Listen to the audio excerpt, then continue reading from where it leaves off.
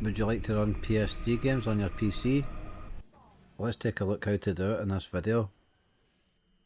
The first thing we want to do is go to the website.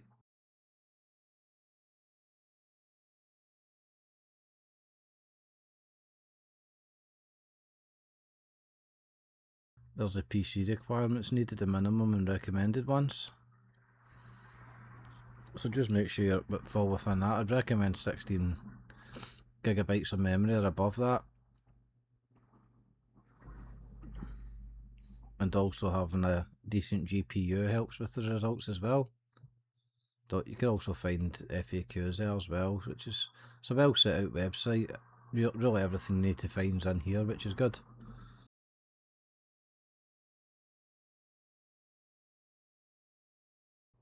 So now we want to download the version we're going to use, which is the Windows version. So now that we've downloaded and extracted the file, we'll start it up. Should be met with that screen, just click OK, run anyway with that. And go to the quick start guide.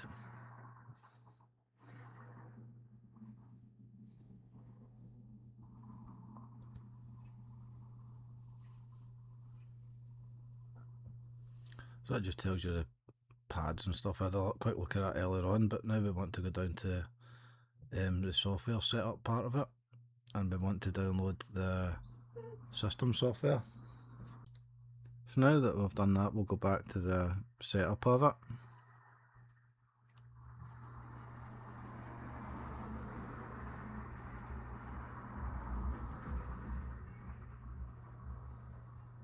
And now we'll add that file we've downloaded.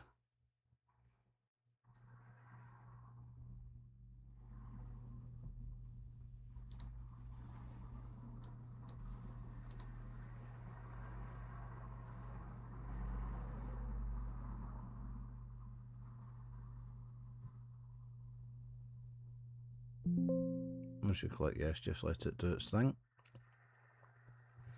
It'll just compile some stuff.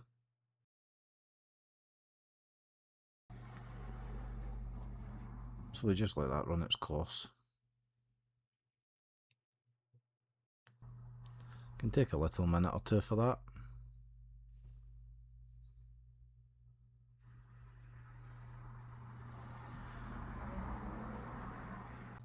So what we want to do now is import some of our games. So we just go to the import bit on the file section and select the game you want to import.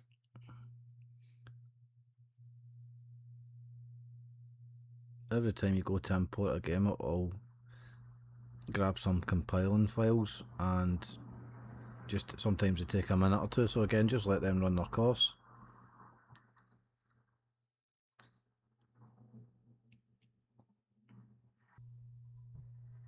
It's just a case of repeating that step for every game you want to import into it. So what we'll do is we'll go through a wee selection of games and import them all.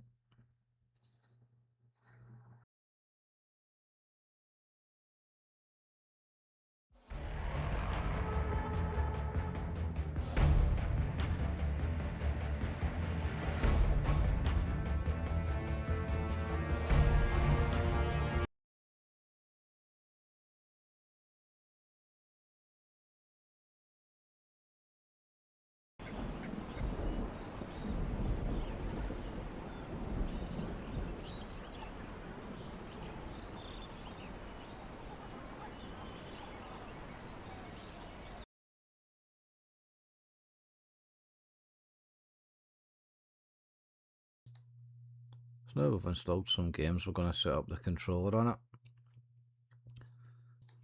So I'm using an Xbox controller, I want to select X input for that. You can use all different controllers, PS3, 4, 5, Xbox controllers and the like, so quite versatile from what you can use on it.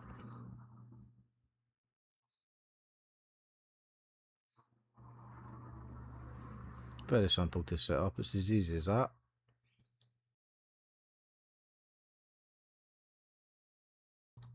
So it's time to start playing some games now.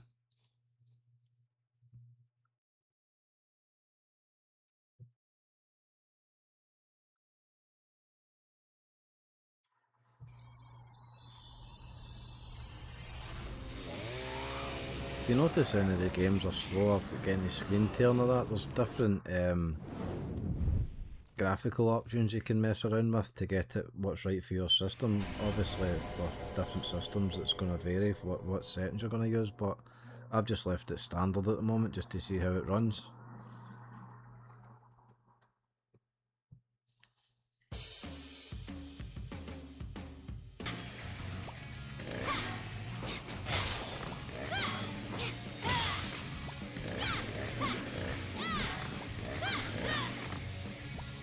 This game actually runs really well on it.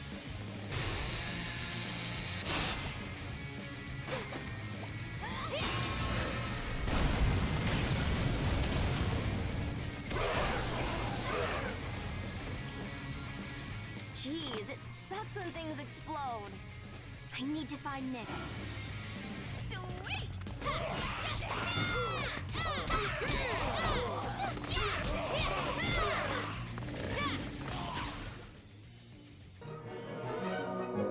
I'm going to try some Metal Gear Solid 4 now. Now, as we noticed on the games menu, this is one of the games that actually it's down as not working properly. So the game is probably not going to play, but we'll just see how far we can get with it.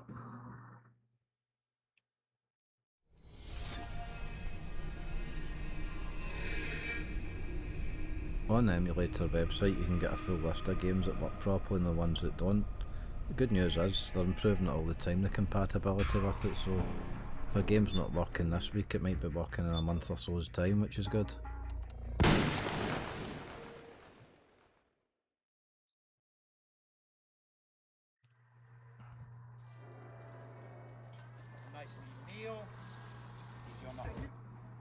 So with this game here I couldn't actually get into the actual game, I could only get to this video part. I don't know if that's one of some of the bugs with it or not, but I'll come back to it again in the future and check if it works or not. Come back to the game selector. I think I'll try some Wipeout now. That was always one of my go-to games in the PS3.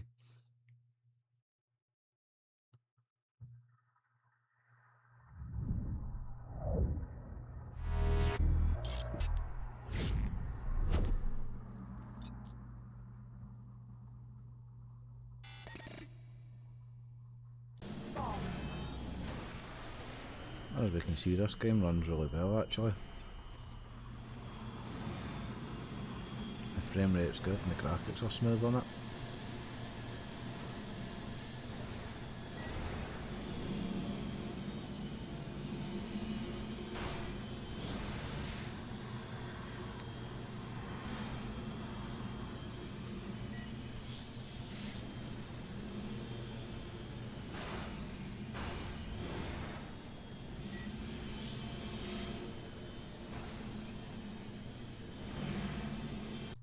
It's as easy as that to set up, so hopefully this video's helped some of you guys out and I'll see you again soon. Cheers, bye bye.